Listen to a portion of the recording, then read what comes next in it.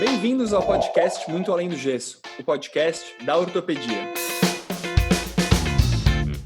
Meu nome é Leandro e juntamente com meus amigos André, Noel, Bruno e Matheus, nós apresentamos o podcast da ortopedia, o Muito Além do Gesso.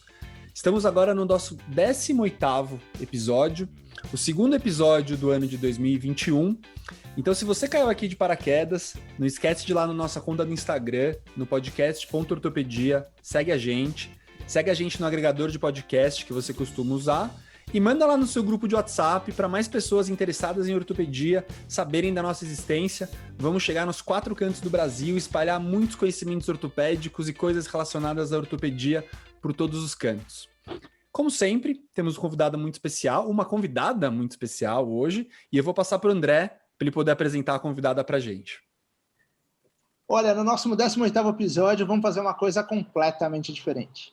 Essa é a primeira convidada não ortopedista que mexe com gestão, saúde populacional, tia Raquel Conceição. Ai, que horror! Uma pessoa super bacana, esposa do Lianque, que pensa diferente, que trata os outros com muito carinho, de uma maneira muito igual. Então, é uma honra muito grande tê-la aqui conosco. Obrigado, Raquel, pela presença. E vamos fazer um bate-papo aqui bem tranquilo, bem divertido, para a gente se inteirar de assuntos que fogem um pouquinho do mundo da ortopedia. Raquel, vou começar com uma pergunta assim, para aquela turma que está se formando agora, que está imaginando que vai operar sempre com robô, fazer cada vez a prótese mais cara e vai gerar inflação de 25% ao ano. E aí, daqui a 5 anos a gente vai estar assim ou a gente vai quebrar o sistema de saúde? Conta pra gente. Olha, bom, boa noite para todo mundo. Estou super honrada de estar aqui. De verdade, eu acho que estar num grupo tão aí de especialistas, para mim é uma honra. Sou ex-especialista em fígado, agora em gestão. Admiro muito a especialidade de ortopedia, confesso que eu não tinha o menor talento, origem e inserção de nervo, músculo, aquilo para mim era muito difícil, acho que é uma especialidade do futuro, o movimento, né, as pessoas querem estar bem, andando, correndo, ativas, né? E o esqueleto em forma, eu acho que é o santo graal de todo mundo. Respondendo à pergunta do André, o tio Bigorna, né? Que eu sei o passado do André. Eu tenho fotos para quem está ouvindo do André na Atlética em situações constrangedoras. Justo. Não mudou nada. Então, o André está de parabéns. Ainda bem. Puta, pratica esporte, emagreceu, é tipo um exemplo. Mas respondendo à pergunta, eu acho que esse movimento ele surge a partir da forma como a gente incentivou. Eu vejo a ortopedia, a otorrino, a oftalmo, a gineco como áreas que sofreram na carne. Eu acho que esse modelo perverso de remuneração, né? Você só ganha dinheiro se você colocar um monte de parafuso, fizer um monte de consulta, né? E um monte de cirurgia que às vezes você fala, puta, essa aqui eu não faria, mas eu vou ter que fazer. Né? E você tem que, às vezes, ser bastante criativo no material, na cirurgia, porque essa é a selva que a gente criou para a gente mesmo. Então, eu acho que o sistema de saúde está quebrado. Hoje eu trabalho fazendo a gestão da saúde dos funcionários do Einstein e de outras 5 empresas, né? Então, é o que a gente chama de uma gestão de saúde populacional. E quando eu olho para o ambiente de trabalho, eu faço uma gestão da saúde corporativa. Então, como é que eu sou dono de uma empresa, qual é o meu papel, qual é a minha responsabilidade enquanto alguém que contrata esse funcionário. Então, dentro desses 2 chapéus, eu olho tanto a dor do funcionário, e às vezes é uma dor que a empresa causa, é uma dor que o estilo de vida dele causa, quanto os hábitos que ele tem de uso da rede. Então, eu sei exatamente os amigos criativos, quais são os médicos que mais operam, a gente consegue enxergar, porque essa frente se desenvolveu muito, que é o que a gente chama de base do sinistro. A base do sinistro é um nome bem sinistro para dizer o que a pessoa fez no plano de saúde, né? E lá a gente consegue comparar. Eu consigo saber quem pede muita coisa, quem ganha muito dinheiro, a gente consegue saber, tem centros, né? de ortopedia, por exemplo, entrou, operou, né? É uma taxa de conversão alta e isso o mercado, ele não está, eu vou chamar tolerando, né? Porque se eu opero 20, eu deixo de operar aquele caso super grave que precisa de um médico bom, esse cara não consegue operar. Então, a gente trabalha sempre numa escolha. Eu brinco que, né, antes a gente tinha arroz, feijão, bife, agora é ou arroz ou feijão. Então, esse modelo, ele deve ficar, deve ser consolidado, e eu acho que o médico que conseguir encontrar, né, o grande segredo, né, de fazer uma boa cirurgia, com materiais aí dentro daquilo que é necessário, materiais bons, né, ter um resultado no longo prazo, e que ele consegue entender o sistema e talvez fazer uma remuneração que não é atrelada a essa coisa quase leonina, né? Se não operar não ganha, se não puser material não ganha. Esse eu acho que vai estar lá na frente e fazendo muita cirurgia. Agora, se a gente mantiver esse modelo, primeiro que aí vamos precisar de ortopedista, né? Meu marido é oftalmo, ele tem epicondilite, operou agora o ombro, operou o joelho, e não aguenta mais fisicamente ficar num mocho operando olho, né? Um ortopedista que faz uma cirurgia de quadril, que faz uma cirurgia de mão, né? Eu tenho piadinha do forte burro, mas eu não vou falar, né? Mas chega uma hora, fisicamente, isso é impraticável. Então, eu acho que o ortopedista que conseguir, porque precisa ser bom ortopedista para encontrar o melhor caminho, né? A hora que a gente conseguir encontrar, eu acredito muito nesse modelo, é o cara que vai fazer a cirurgia bem feita no melhor material, é o sonho de qualquer gestor como eu, que sou um pagador de plano de saúde em última instância, né? Raquel, muito legal que hoje vai ser o dia que a gente vai quebrar vários tabus aqui, né? A Ai, gente vai falar um Jesus. pouquinho sobre, não sobre o jeito que o ortopedista trabalha, a gente vai falar um pouquinho também, eu lembro da residência, né? Porque a ideia, a gente tem muito residente que nos acompanha, né? Então o residente, ele tem a ideia que a melhor residência é que ele mais opera, né? E na maioria das vezes, até tradicionalmente, pelo menos numa especialidade como a nossa tipo, tem aqui 2 estudantes, né? O pessoal quer saber onde opera. E na residência o cara quer saber de operar, porque é o jeito que ele aprende na residência médica, né? Mas aí está falando que ele vai cair no mundo, né? E vai ver que talvez aquele jeito que ele aprendeu, que deveria fazer, o jeito da residência que ele viu que era o melhor, talvez a regra do jogo esteja mudando, né? Então é uma coisa que o residente, ele vai ter que começar a ver isso também, né? Talvez a melhor residência daqui a pouco não vai ser a residência que tem o maior volume. Por outro lado, nós somos uma especialidade cirúrgica, né? A gente tem que ter volume, né? Então é uma dicotomia que talvez o residente tenha, né? Eu acho que assim, nós 3 operamos bastante na residência, né? Não sei se a gente falar isso para um residente, será que ele vai entender o que a gente está falando? E mais que isso, não é? Uma coisa que eu acho interessante, né? Você vai em qualquer congresso, não existe caso conservador. Não. Só no congresso, né? Porque na vida real... Não, e nos casos do Congresso, quanto mais esquisito o caso, melhor. Exato. Quanto mais sofisticado o caso, também melhor. Se unir os dois, sucesso total. É a aula do Congresso. Nossa, o cara é o cara, né? É o cara. Ele fez um caso esquisito com uma técnica nova que ninguém fazia. Putz, uau, é o cara. Raquel, como que a gente quebra isso? Para onde que a gente vai? Socorro! Pior que assim, meu marido é chefe de setor e eu vivo escutando ele brigar que não tem cirurgia, né? Eu vejo um grande problema, a gente vive isso no ensino do Einstein, né? Eu também ganhei de presente um ambulatório do ensino, onde tem ortopedia, endocrinologia, geriatria, e qual é a grande briga que eu tenho com o nosso líder ali da ortopedia? Não vem ninguém, né? Por quê? Porque a vida real é assim, eu tenho pessoas que não querem operar, ou pessoas que não têm indicação, e o Congresso olha e fala, nossa, eu quero fazer essa cirurgia.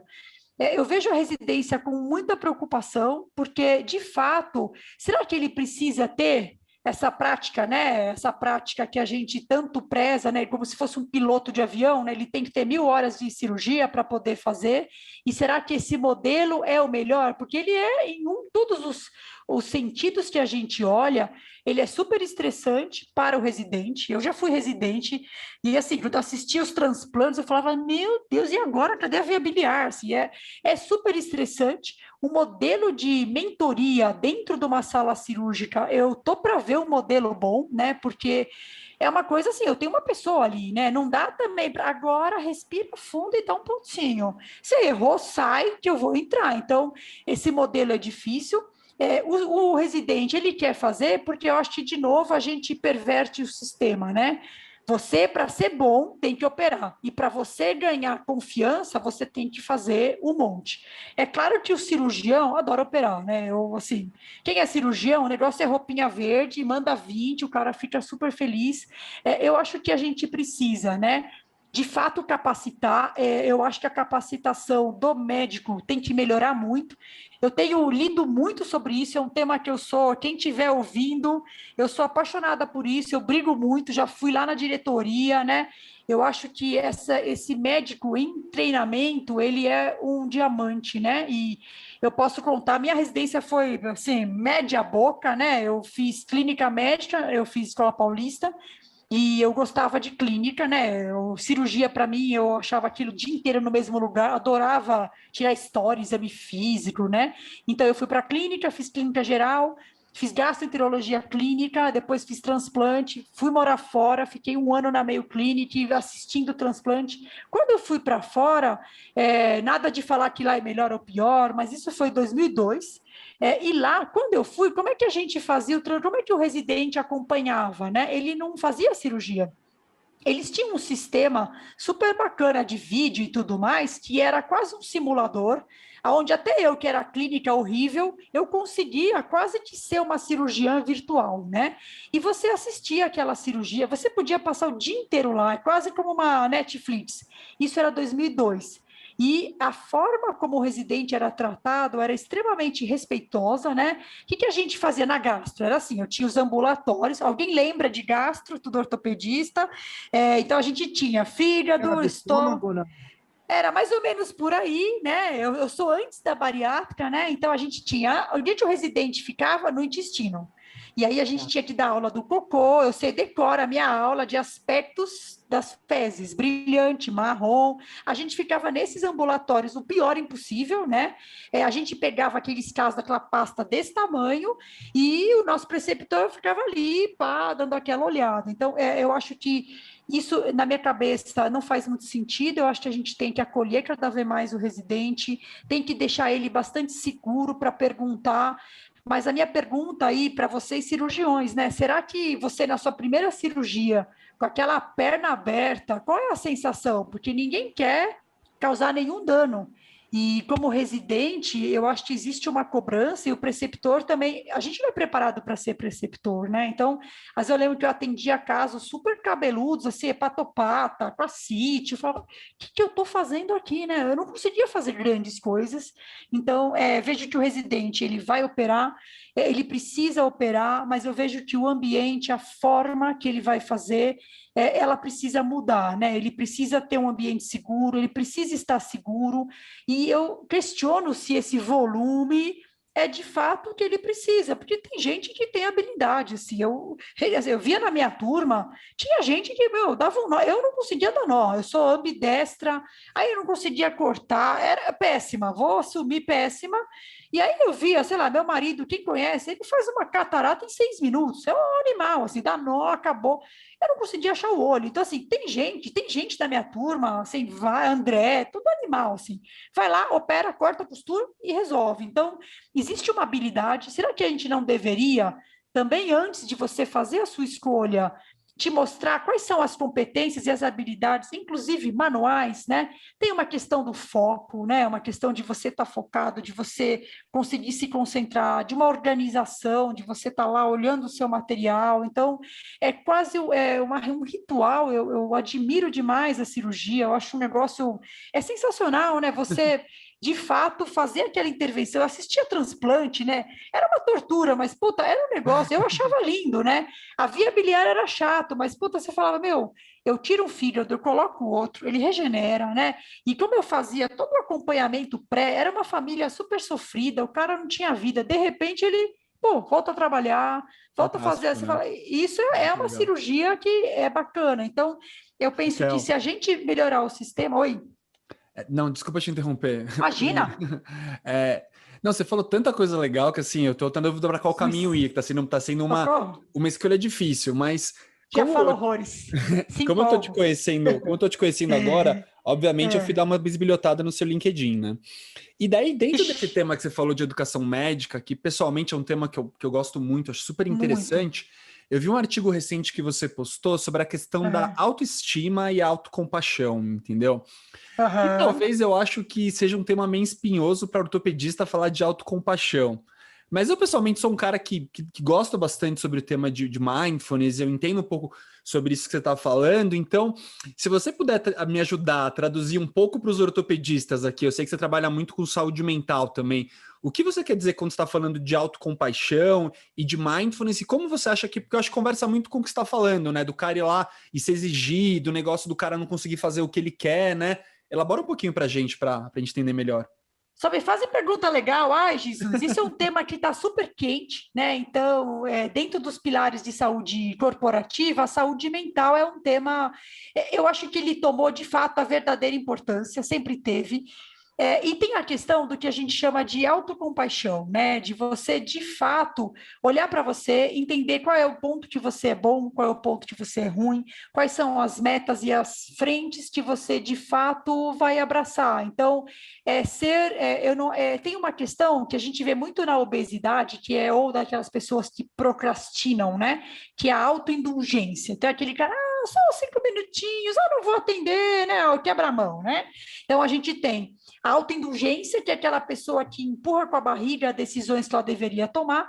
A autocompaixão é aquela coisa, puxa, hoje eu consegui cumprir tudo aquilo que eu queria, né? Hoje, puta, sei lá, passei por uma pandemia ano passado, né? Não consegui trabalhar, mas eu tô com saúde, eu tô com... Então, é criar esse olhar positivo para você mesmo, né? Acho que isso eu vejo muito, a gente atende muito médico dentro do programa, né?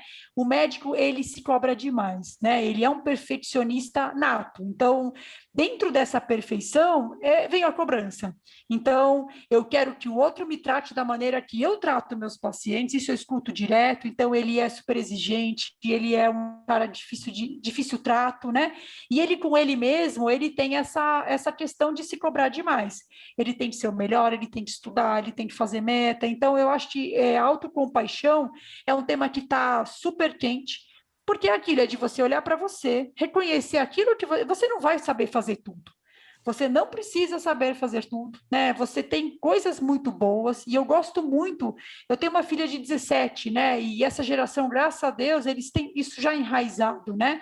Fala, peraí, eu não sei fazer cirurgia. Eu vou trazer um bom cirurgião, eu vou fazer aquilo que eu sei fazer. E ok com isso. Então, autocompaixão é isso. Tem um artigo lá que eu coloquei, porque isso é muito importante para que você não seja o seu autodestruidor, porque com isso vem a sua baixa autoestima. Onde a gente vê muito isso, né? Já que você viu meu LinkedIn, a gente vê isso nas mulheres, e a gente vê isso nas populações que a gente chama invisíveis, que é a saúde populacional.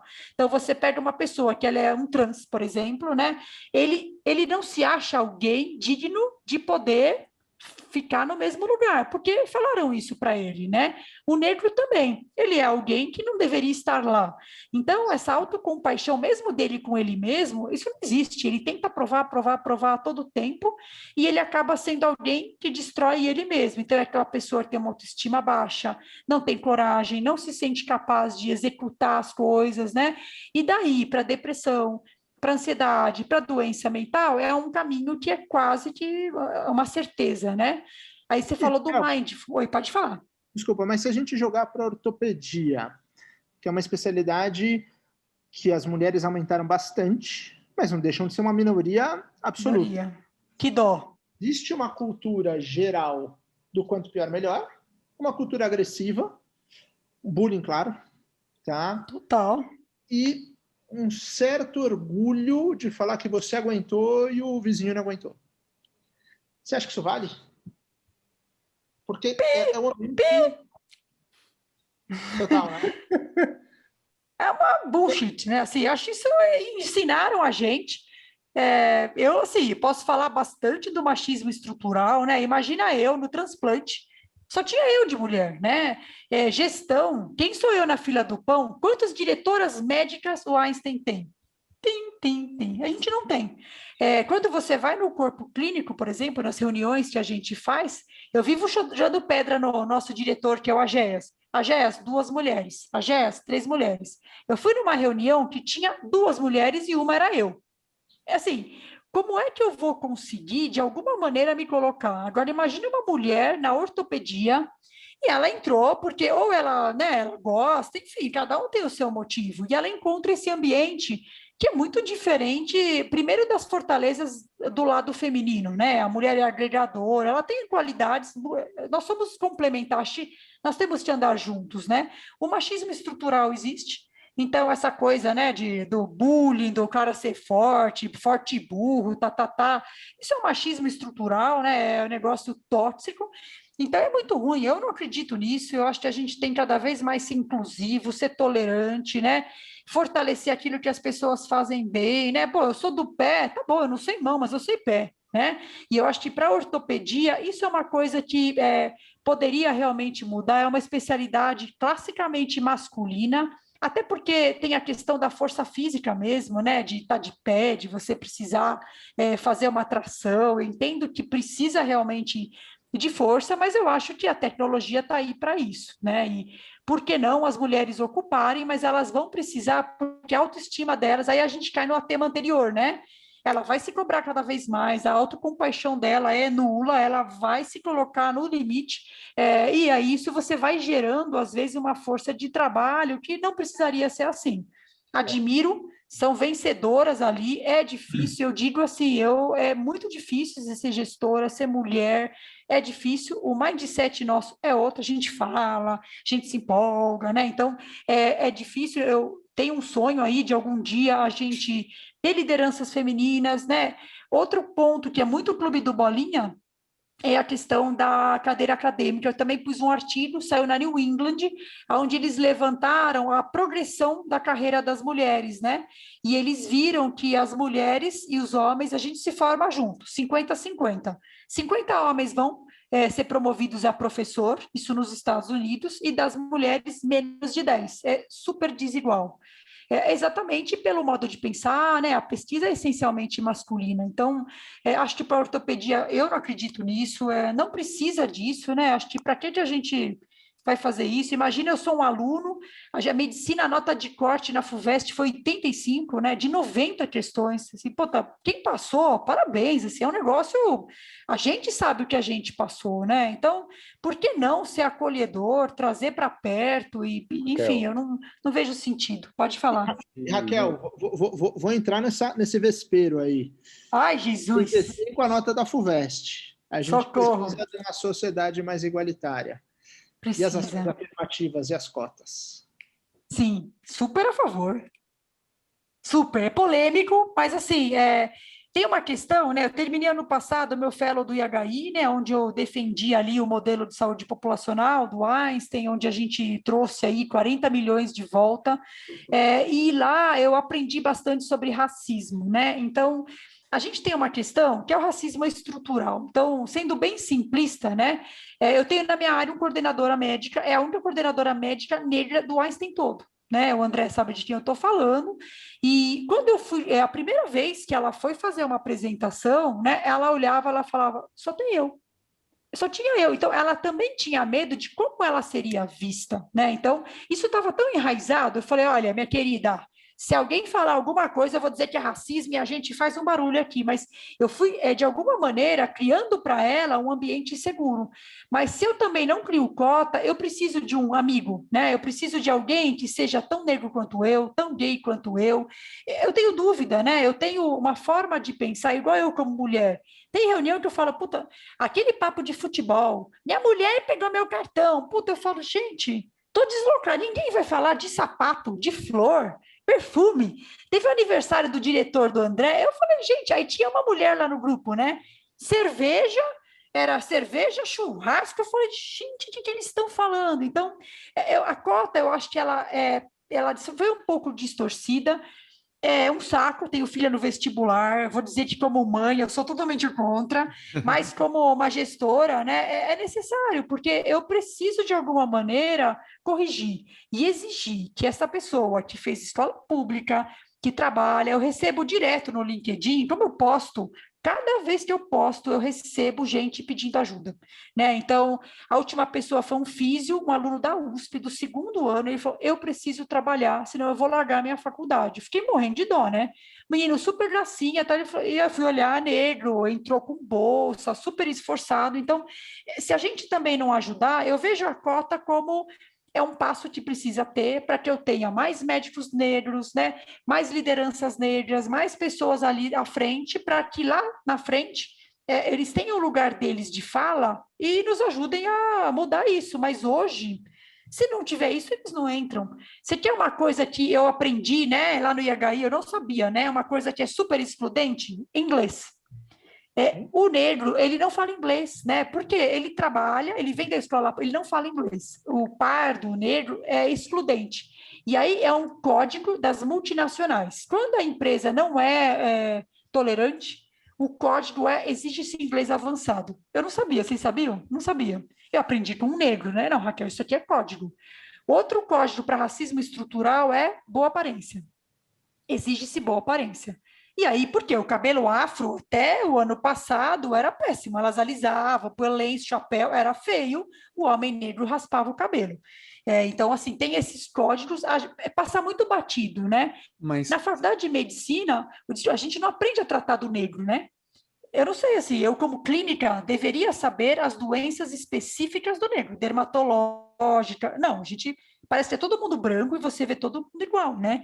Trans, então, puta, eu não sei, eu não aprendi na endócrino. Não existia trans, né? Era homem, mulher, diabetes, hipertensão, não saberia tratar. Mas você sabe Desculpa. que uma coisa que eu acho, assim, que eu acho interessante, eu vou te ser honesto que eu mudei muito minha cabeça quando a gente pensa em relação às coisas de cotas. Eu acho que quando começou, eu também tive uma experiência de uma sobrinha prestando medicina, e sei o que é difícil hoje em dia para quem não está nas cotas, dificultou muito. Mas recentemente eu comecei a ter mais contato com os acadêmicos da faculdade, né? Isso mudou muito minha opinião, porque daí você começa a ver que realmente muda muito a vida das pessoas. Daí eu comecei a ter contato com pessoas que entraram de cotas e são alunos fantásticos, óbvio que são, e você vê que é gente que vem mais de periferia, super guerreira, assim, gente que tem menos condição, e deve ser uma coisa mais empática, né? Porque é difícil, é muito fácil você criticar cotas se você é o outro, né? Uma coisa que está distante de você. E daí, quando você vê a pessoa na sua frente, você vê o tanto que aquilo mudou a vida dela, você vê pessoas que os pais não foram para a faculdade, o negócio muda muito, né?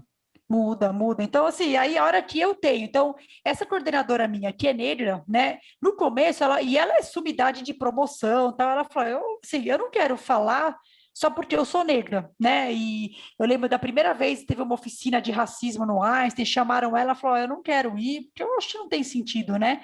Mas aí, você vê que esse ano ela foi ganhando mais confiança, ela falou assim, eu entendi que eu tenho que estar, porque eu sei que eu vou inspirar outras pessoas a estarem no meu lugar. É um modelo, incrível, né? assim. Inspiração, né? É incrível. Aí a gente teve um evento no CIEM, que foi o simpósio de enfermagem, né? E fomos os únicos médicos, a nossa área da saúde populacional pegou um bloco do CIEM, o que foi quase que entrar no quartel das enfermeiras, né? Então a gente também estava super, puta, qual será o tom? Como é que eu acerto aqui? Porque a gente quer ajudar, não quer ir lá, né? E quando a Dulce entrou e tal, no final foi aquilo, assim, é aquela inspiração, aquela pessoa que elas olham e falam, eu posso ser ela, né? Então, tem essa questão, né, de você ser alguém que inspira o próximo. E o homem hétero branco, já deu para vocês, tá? Vamos saindo. Eu tenho que ter, né? Eu tenho que ter. Foi que meu sonho era ter na minha equipe aquele trânsito, aquele cilhão, assim, estou contratando para ver se inspira, né? Tem espaço para você aqui, né? Raquel, é muito Oi. legal o que você está falando, né? É uma coisa que o ortopedista fala pouco disso, eu acho salutar Sim. a gente falar disso. Nós do Muito Além do Gesso falamos disso. Até legal, já comentei com o Leandro, tem um residente de ortopedia de uma escola que ele é gay e ele já mandou mensagem para a gente. Ele sempre interage comigo no Instagram. Isso é uma coisa muito legal, porque Muito. assim, o fenótipo do homem branco heterossexual não toca gesso, mas pelo menos a gente é judeu. Então, pelo menos, Muito bem. temos aí também, mais um clubinho. Mas a pergunta Também é vai minoria, ficar, vai. Também sou muito uma minoria, mas eu sou pai de uma menina agora, então uma coisa que minha cabeça também pensa muito sobre isso. Mas falando desse residente, tá? Vou tentar elaborar minha linha de raciocínio. Ele está numa residência que todo mundo é maltratado. Todo mundo é maltratado. E quando eu entrei na residência de ortopedia, para nossos residentes que estão nos escutando, qual que é o argumento? Você está sendo maltratado, mas todo mundo está sendo maltratado igual. Exato, isso. Esse era o argumento. E eu sei que esse residente, ele é gay, eu não sei se ele é assumido ou não, até a gente não sabe se é fake ou não a foto dele e tal, mas eu fico imaginando a situação dele. Tipo, ele está fazendo ortopedia. Coitado. Ele está sendo igualmente maltratado aos outros. Tipo, como o preceptor tem que refletir por isso? Coitado. Como que deve ser a postura dele? Tipo, logicamente não tem certo e errado, mas é uma situação complexa, né? É difícil. Conforme o André falou, é um mundo machista, não tem jeito, da ortopedia, né? Tipo, você comentou do futebol ali, o papo nosso do conforto, da cirurgia... Nossa! Improdutivo! Vai fazer compra de supermercado, vai lavar minha louça, dá licença, viu? É difícil. Eu acho que, como residente, eu acho que a primeira coisa é a gente estar disponível para escutar. A questão, né, de uma palavra que é bonita e tal, que chama-se empatia, né? Eu acho que como preceptor, e acho que como médico, né, é se colocar no lugar do outro, né? Então, eu acho que falta muito isso, né? A gente esqueceu e eu acho que a pandemia tirou o que sobrou. Então, eu acho que o residente, ele é um médico. Ele tem já a idade, porque a gente faz a faculdade, são 6 anos, você já está quase aí nos seus 25, seus colegas que fizeram direito, economia, já estão com o carro, com o bônus, e você está lá dando plantão, no lugar sujo, fedido.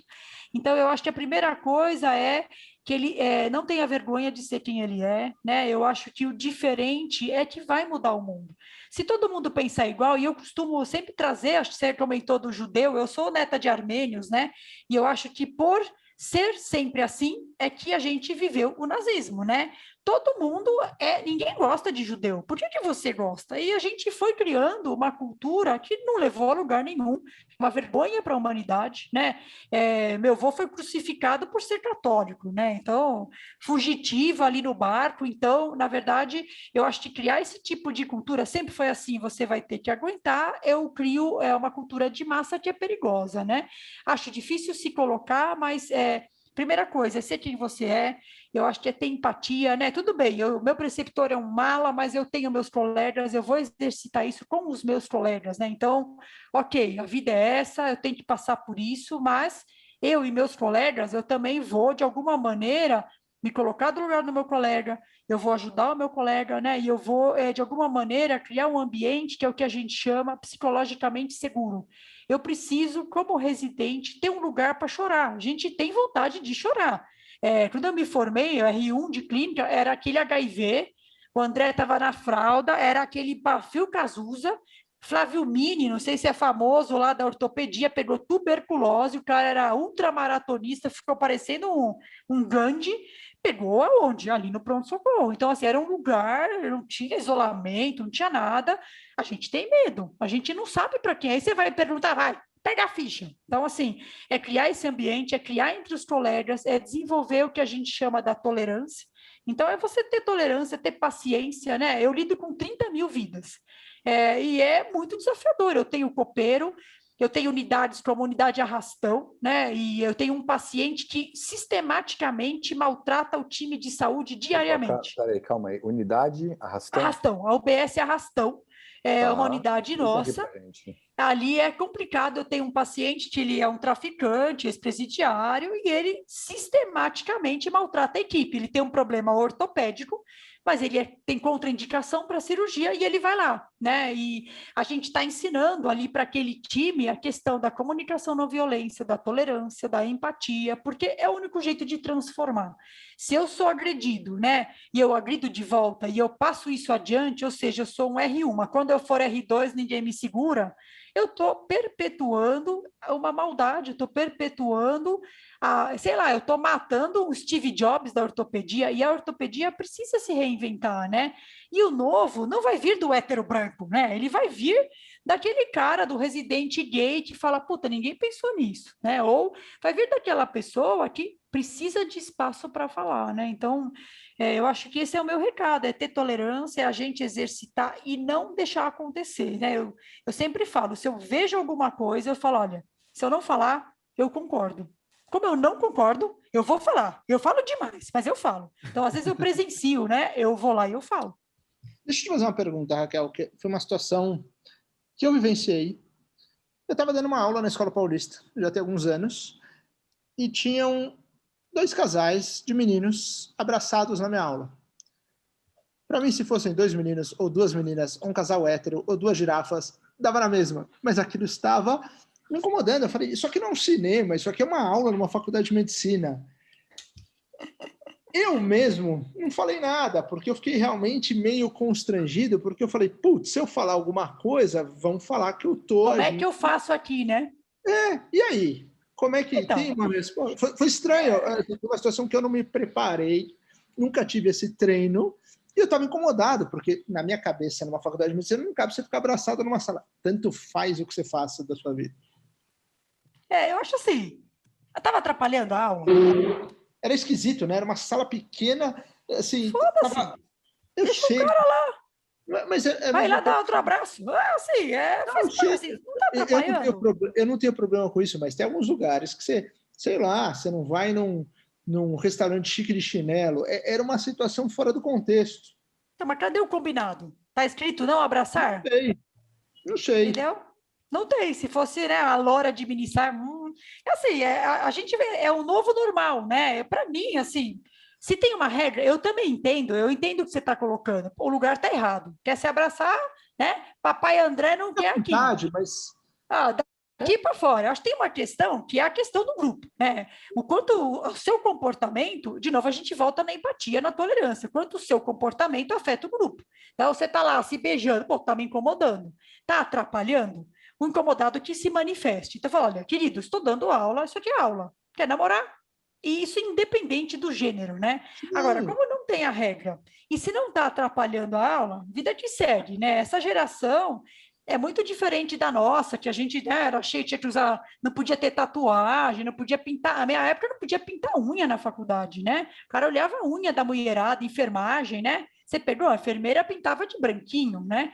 Então, assim, eu acho que tem a regra, a gente tem que seguir regra, e isso para mim é muito claro. Existe regra, senão vira desordem.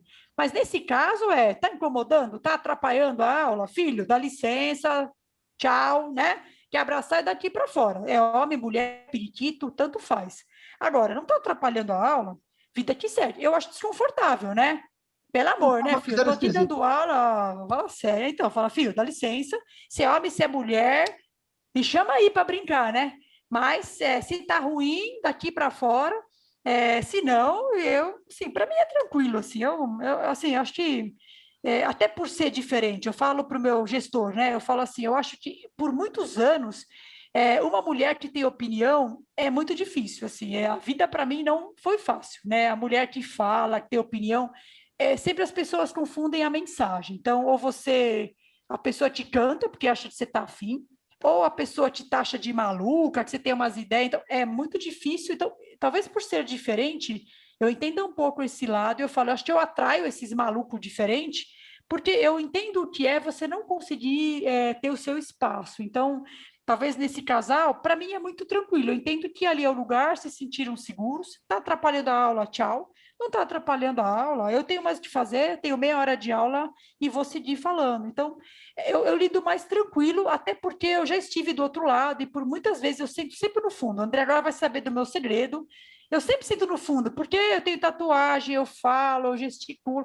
E aí é ruim, eu não quero virar assunto, eu quero estar aqui, entrar e sair. Mas é difícil, então eu acabo sentando no fundo.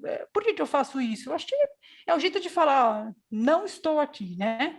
E a gente vai desenvolvendo esses mecanismos que não sei se fazem sentido. Então, nesse caso, vai lá e me chama aí, chama para comer, chama para o casamento, mas se está te incomodando, é aquilo, está te incomodando, eu não vejo problema nenhum. Filho, dá licença, mamãe não gostou, papai André põe de castigo, tchau. Não, a ideia não era essa, mas eu fiquei, foi uma sensação diferente para mim até. Assim, eu quase que me segurei, talvez no meu natural, que fosse falar, pô, brother, e aí? Aqui não é o lugar. Assim, de qualquer jeito, para qualquer tipo de pessoa, né? Foi diferente. Raquel, Importante entender. dentro das minhas investigações do seu LinkedIn, teve outra coisa que me chamou a atenção. Aham. A gente está aqui falando de diversidade, de inclusão, de racismo, temas super, super diferentes, interessantes, mas indo lá no finalzinho da sua página, eu vi que você estudou num colégio militar. E isso me chamou muito a atenção, porque com certeza eu acho que esses tópicos não eram muito abordados no colégio militar. Zero. E quando eu Zero. penso em colégio militar, também vem muito à cabeça. Eu sempre faço uma comparação muito grande da residência médica, principalmente ortopedia com o lado militar, é muito hierárquico, né? Total. Residência Total. R1, R2, R3, é tipo o cabo, o sargento, o oficial, né? Como foi para você? Como você era na época? Você acha que você mudou muito? Você já era uma pessoa incomodada lá dentro? E eu queria te perguntar se quando você olha para Acabou o trás, você tempo. acha que a hierarquia teve alguma coisa positiva nessa história? Teve algum lado bom de você estar num ambiente tão hierárquico? Bom, já que você disse meu parceiro, se você tivesse tatuagem, né? Tem um monte aqui, né? Tem aqui. Meu avô é militar, meu pai é militar, meu irmão é militar. Eu prestei a academia do Barro Branco, aí eu passei em primeiro lugar e eu fiquei desesperada porque o comandante veio falar comigo e, puta, você é neta do fulano, né? Meu irmão agora é coronel, meu pai é coronel, então eu cresci nesse mundo. Eu vou te dizer assim, o lado bom da hierarquia e da vida militar, né? Primeiro que você não questiona. Então, a gente era daquela maneira. 7 da manhã, entra, assistir a bandeira, canta hino nacional, é uma rotina.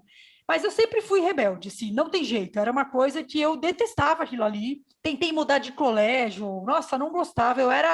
Só que eu era quieta, porque eu era diferente. E num colégio militar não tem espaço. Então, você vai identificar nos seus residentes o cara que não está afim de falar, ele está quieto. Então, eu era esse cara, sentava no fundo e deixava rolar, porque meu pai foi diretor do meu colégio, né? Então, eu era, puta, carta marcada, né?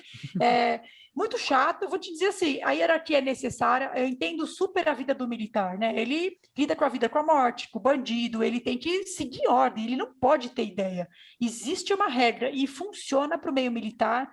Acho que para a cirurgia, a regra é muito importante, né? A cirurgia, ela é um ritual, ela tem passos, você não pode inventar, eu vou dar um nó de laço. Não, filho, não vai dar nó de laço. Tem um ritual, e eu acho que isso é importante, isso te dá uma disciplina. Então, lá eu aprendi a fazer esporte, lá eu aprendi a questão do horário, do respeito à hierarquia. Então, para mim é ok, né? Eu tenho o chefe da equipe, tem eu, ok, eu não vou ir, tio, eu não vou me beijar na sala. Pô, então eu aprendi que não pode. Bom, né?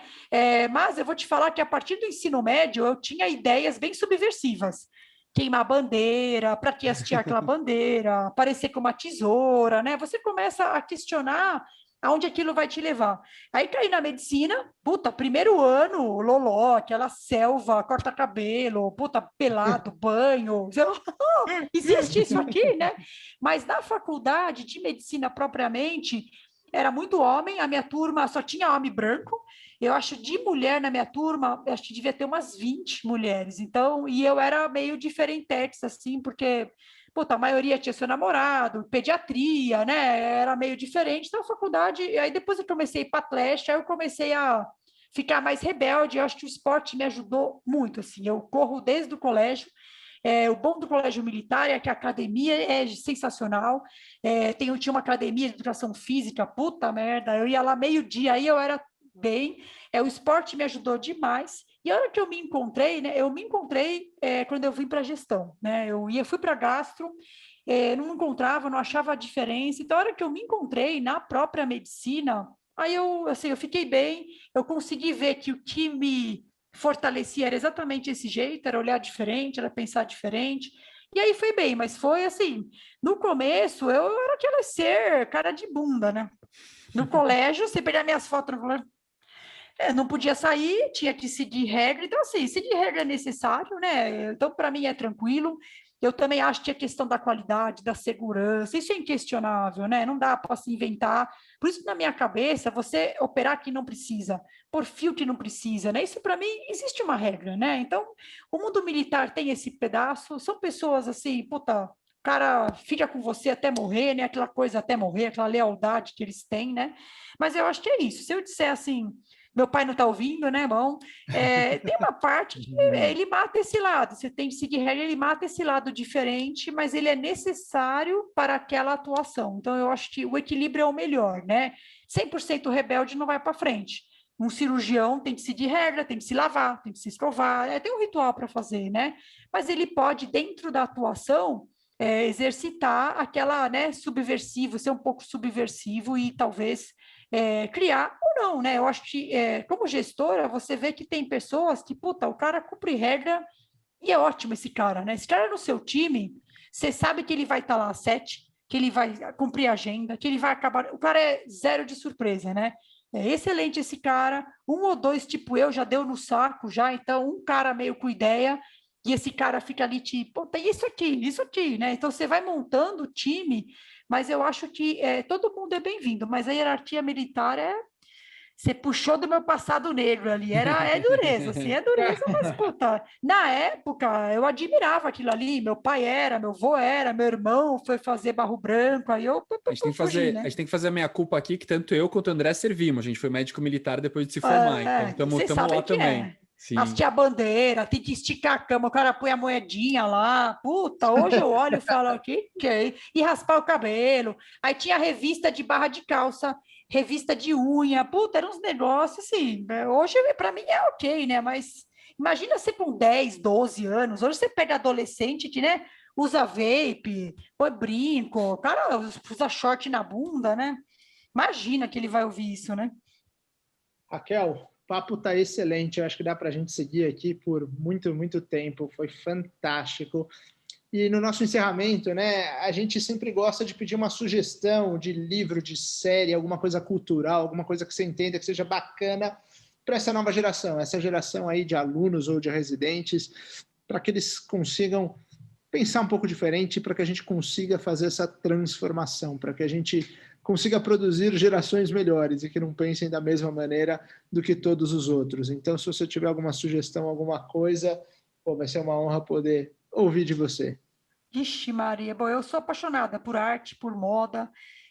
Se eu puder indicar um filme, eu acho que um dos que eu gostei bastante foi o Green Book, que acho que ele ganhou o Oscar, né, o Mahershala Ali, e ele conta, é uma história verídica de um músico negro nos Estados Unidos, na época áurea ali da segregação racial, e passa essa jornada dele ao longo de uma viagem, onde ele ia se apresentar, e aí você olha o racismo e fala, puta, como assim, né? O Green Book é um livro que ele era usado para... onde eram os lugares que os negros poderiam frequentar. Então, gostei bastante, gostei desse livro. O livro que eu li agora foi Amor Líquido, né? Que é do sociólogo, exatamente. Então, assim, é um livro pesado, né? O Amor Líquido, mas ele traz umas questões, assim, que você fica pensando, né? Na questão do romantismo nos tempos atuais, né? Estou com a mesma pessoa há 25 anos, falo, nossa, vira água, né? Mas você pensar nos relacionamentos, então ele traz muito essa discussão de que tudo é muito líquido, ou seja, você não tem mais aquela solidez, aquele casamento de 90 anos, né? É tudo muito rápido, você cria pessoas que têm uma necessidade de amor, então aquilo me chamou bastante atenção, então gostei muito do Amor Líquido. Disposição, assim, a última que eu vi foi Os Gêmeos, não sei se vocês foram na Pinacoteca, eu estava de férias, tá, gente? Então, eu atualizei meu cardápio, deve voltar agora para a Pinacoteca, então, eles são artistas brasileiros e eles têm essa questão do rap, né, muito enraizada, então eles trazem essa arte do gueto, vou chamar assim, achei bem legal. E por último, adoro ópera, não sei quem curte ópera, eu gosto, uma das minhas preferidas aí, né, a Tosca, acho que tem vários vídeos aí, para quem gostar, por incrível que pareça, a hora que eu ouço ópera eu consigo focar e eu fico, aquilo ali me faz muito bem, então, sei lá, fiz aí um overview para vocês aí. Que legal. Eu vou aproveitar para falar de um livro que eu lembrei essa semana. Opa. Eu estava falando com o Matheus, que é um livro que chama Factfulness, que eu acabei de ver o subtítulo em português, é O Hábito Libertador de Só Ter Opiniões Baseadas em Fatos. O autor é o Hans Rosling. Que é um livro bem interessante porque ele mostra assim, a gente fala, pô, a gente reclama tanto que as coisas estão ruins, mas quando você olha os fatos, a gente está muito melhor em diversos aspectos. Então, a expectativa de vida do mundo inteiro melhorou, os índices de pobreza melhoraram, menos gente passa fome. Isso não quer dizer que a gente não tem muita coisa para melhorar, tem muita coisa para melhorar, mas acho que ajuda a gente a ter um pouco de otimismo em momentos tão pessimistas como a gente vive. Factfulness. Prazer ter você aqui. Fala, Noel. Não, antes de você finalizar, eu queria indicar também um filme que eu vi. Eu não estou vendo muito filme, ainda bem que minha esposa não ouve o podcast, senão ela vai me dar bronca. Mas eu vi um filme, cara, no Netflix, chama Inside Job. E é um filme que ele fala sobre os conflitos de interesse do mercado financeiro. Como está na moda aí, a gente tem muita gente que ouve o Twitter, né? Pô, ação isso, ação aquilo. E o cara fala muito dos conflitos de interesse, né? Do pessoal dos bancos mesmo. O que é legal do filme é, do meio para o final, estamos acabando, tá, o podcast, pessoal.